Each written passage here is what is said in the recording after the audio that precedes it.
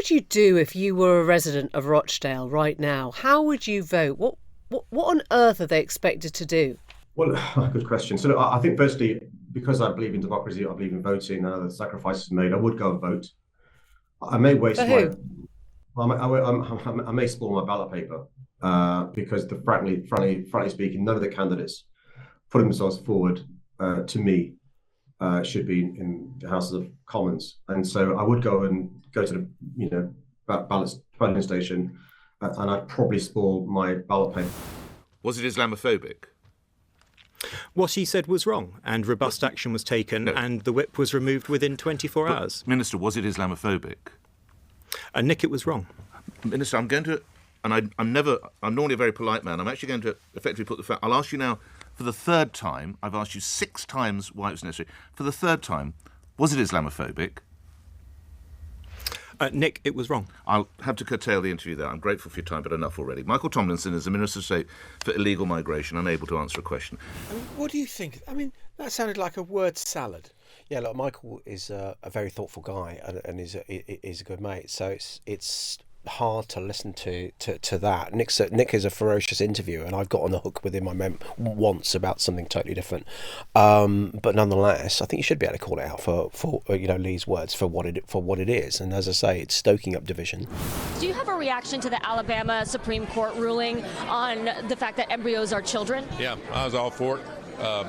You just got to look at everything going on in the country. It's just an attack on families, attack on kids. Anything that we can do for the future of our young people, because they're our number one commodity, we need to have more kids. We need to have an opportunity to do that. And I thought this was the right thing to do. But IVF is used to have more children, and right now IVF services are paused at some of the clinics in Alabama. Aren't you concerned that this could impact people who are trying to have kids? Well, that's for another conversation. I think the big thing is right now you go back to the situation and try to work it out to where it's best for everybody. That's what the whole abortion issue is about.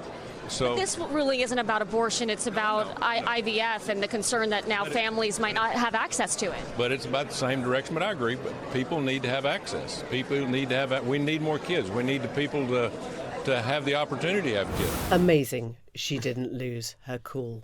Speaking to what, in that conversation, sounds like the thickest person you could ever come across, who is talking about the need for Americans to have more kids by throwing away or pausing IVF, the very service, the very strategy that would help more people who can't have kids have kids. Ed, you describe a situation where kind of in January you're in Davos, the Chancellor's saying, whoopee-dee, I'm going to cut taxes.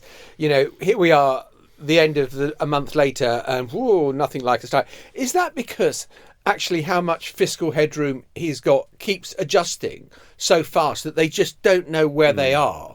I just can't quite picture the planning is that what they planned a month ago. Is it really so different to what they're planning now?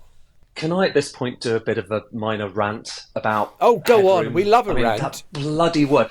I hate that word, headroom. It is so frustrating. And it's not just me, it's pretty much anyone who rationally looks at these numbers on a day-to-day basis. The whole point of headroom is an artifice. It's all because the government has a set of fiscal rules.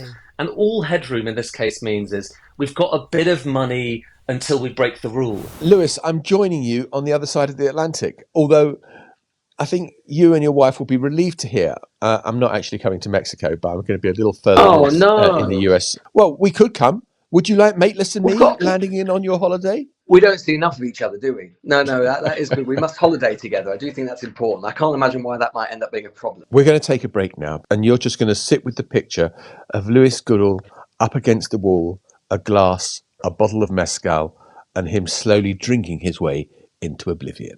Oblivion! The Newsagents. This is a Global Player original podcast.